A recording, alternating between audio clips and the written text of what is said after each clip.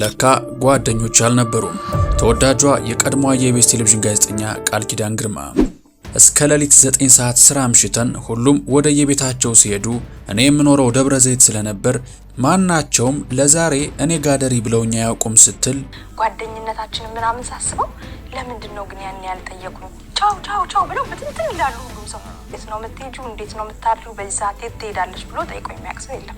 ቃል ኪዳንን እንደዚህ ሆድ ያስባሳትና ጓደኞች አልነበሩም ያለቻቸው ጋዜጠኞች እነማን እንደነበሩ እንዲሁም ኢቢኤስ ቴሌቪዥን ውስጥ የተፈጠረውን መከፋፈል ማን ፈጠረው የሚለውንና አስፋው መሸሻ ለጓደኞቹ ያደረገውን መልካም ተግባርም አካተን ይዘናል። ታደምጡታላችሁ። እናንተ ብቻ ላይክና ሰብስክራይብ የሚለውን ጭና ቀይ ቀለሞችን መታ እያደረጋችሁ አብራችሁኝ ጥቂት ዝለቁም።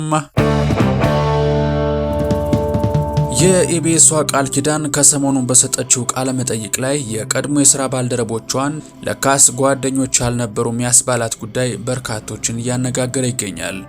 ተወዳጇ የፕሮግራም አዘጋጅና አቅራቢ የሆነችው ቃል ኪዳን ይህን ንግግር የተናገረችው ስለ ቀድሞ የሥራ ባልደረቦቿ በምትናገርበት ጊዜ መሆኑ ደግሞ ነገሩን የበለጠ አጓጊ አድርጎታል። በወቅቱ የቃል ኪዳን የሥራ ባልደረቦች የነበሩት መቅደስ ደበሳይ፣ ሉላ ገዙ፣ ናፍቆት ትዕግስቱ፣ ሊያ ሳሙኤል፣ ዮናስ ከበደ እንዲሁም አስፋው መሸሻን ጨምሮ በኋላ ላይ ደግሞ እነ ዘወትር ደሳለኝ ተጨምረው እንደነበር ይታወሳል። ታዲያ አሁን ላይ ኑሮዋን አሜሪካን ሀገር ያደረገችው ጋዜጠኛ ቃል ኪዳን ግርማ ስለ ቀድሞ የሥራ ባልደረቦቿ ስትናገር ሌሊት 9 ሰዓት ከስራ ወጥቼ ደብረ ዘይት ስመላለስ የት ነው የምትሄጂው? እንዴት ነው ብሎ ስለኔ አስቦ ጠይቆኝ የሚያውቅ ጓደኛ የለኝም ስትል ተደምጣለች። አክላም የጓደኞቼ ቤት እዛው አካባቢ ሆኖ ሳለ አንድም ቀን አሳድረውኛ ያውቁም፣ እኛ ጋር ደሪ ብለውኛ ያውቁም ትላለች። በእርግጥ ይሄ ጉዳይ ከላይ ከጠቀስናቸው የኢቢኤስ ጋዜጠኞች አስፋው መሸሻን አይጨምርም። ይህንም የተናገረችው ራሷ ቃል ኪዳን ግርማ ናት። ስለ አስፋው መሸሻ ስትናገር እኔ በሌሊት ብቻዬን ከአዲስ አበባ ደብረ ዘይት ስመላለስ አይቶ በቀጣዩ ቀን የአፓርታማ ቤቱን ቁልፍ ኑሪበት ብሎ ሰጥቶኛል ትላለች። ለብዙዎች ጥያቄ የሆነው ጉዳይ በቴሌቪዥን ሲታዩ እንደ ቤተሰብ እንደ ወዳጅ አልፎም እንደ ክፉ ቀን ደራሽ የሚተያዩ የሥራ ባልደረቦች ይመስላሉ እንጂ እንዲህ በመካከላቸው የሻከረ ግንኙነት ያላቸው ጉድለታቸውን የማይጠያየቁ አይመስሉም በማለት ብዙዎችን አስገርመዋል። በሌላ በኩል ደግሞ ይሄ የራሷ ውሳኔ ነው እንጂ ማደሪያ እኮ አት አይደለም። አዲስ አበባ ቤት መከራየትም ሆነ ሆቴል መያዝ ትችላለች። ይሄ የግል ህይወት ነው። ሰዎችን መውቀስ አያስፈልግም ያሉም አልጠፉም። በጊዜው የነበሯት የሥራ ባልደረቦቿ ደግሞ ብዙዎቹ ባለትዳርና የቤተሰብ አስተዳዳሪ በመሆናቸውም በምሽት ቤታቸው እንዲወስዷት አይጠበቅም የሚሉ ሐሳቦችም እየዘነቡ ነው።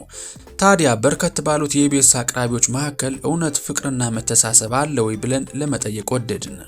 ሊያ ሳሙኤል ከባለቤቷ ጋር አዲስ የቴሌቪዥን ጣቢያ ሲከፍቱ ለምን ናፍቆትን ብቻ ወሰዷትን ብለን እንፈትሻለን። ቀደም ብለን ከጠራናቸው ጋዜጠኞች አሁን ላይ ከዮናስ ከበደ፣ ከሉላና ከዘወትር ደሳለኝ በቀር ሌሎቹ ከኢቢኤስ ቤት የሉም። የነሱ ቀርቶ ከነሱ በኋላ ገብተው የወጡት ጋዜጠኞች እልፍ ናቸው።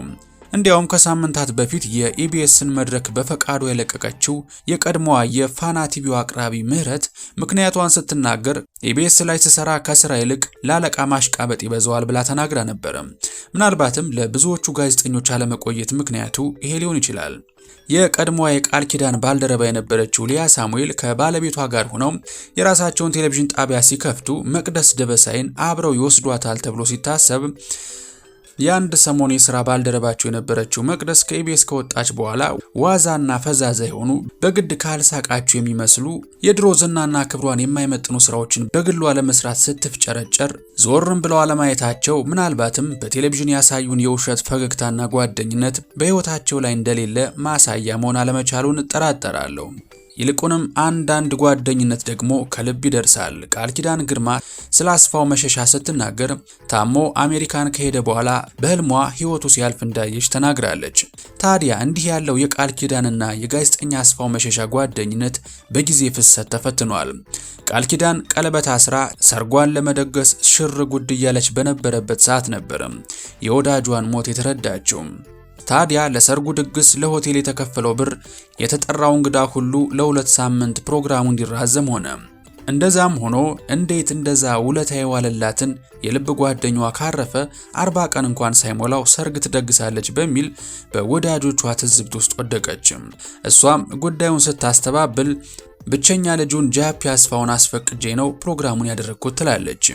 ከኢቢኤስ ቴሌቪዥን ጋዜጠኞች እርጋታዋ ደስ የሚለው የተቸገሩ ሰዎችን እየፈለገች እርዳታ እንዲያገኙና አዲስ የህይወት ምዕራፍ እንዲጀምሩ ስታደርግ የነበረችው ጋዜጠኛ አሁን ላይ ከባለቤቷ ጋር በሀገር አሜሪካ ኑሯን እየመራች ትገኛለች።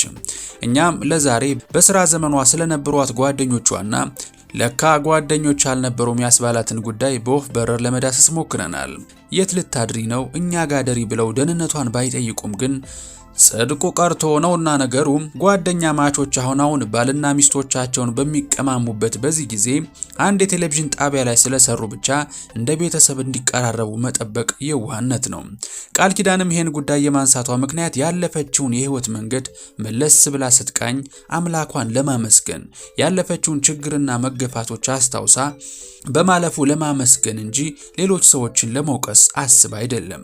የሆነው ሆነና እንደ ሰው ሳይሆን እንደ አምላክ ፈቃድ ነውና ለቃል ኪዳንም የተሳካ የትዳር ህይወትን እየተመኘን ለጓደኞቿም የስኬት ዘመንን እየናፈቅን ለእናንተ ውድ ተመልካቾቻችንም ሰላም የበዛበት ረፍት ያለበትን ጊዜ እየተመኘን ቪዲዮአችንን በዚሁ ቋጨን። ቪዲዮውን እንደወደዳችሁ ጥርጥር የለንም። ስለዚህ ላይክ ማድረግ አትርሱ። በቀጣይ ዳግም እንድንገናኝ ደግሞ ኢትዮ ትሩዝን ሰብስክራይብ ማድረግ አትርሱ። ሀሳብ አስተያየት ሲኖራችሁ በነጻነትና በጨዋነት ሀሳባችሁን ኮሜንት መስጫ ላይ ብታሰፍሩ ይደርሰናል። በቀጣይ በተሻለ ፕሮግራም እስከምንገናኝ ሰላማችሁ ብዝት ይበልልኝ። ቸር ቆዩልኝ።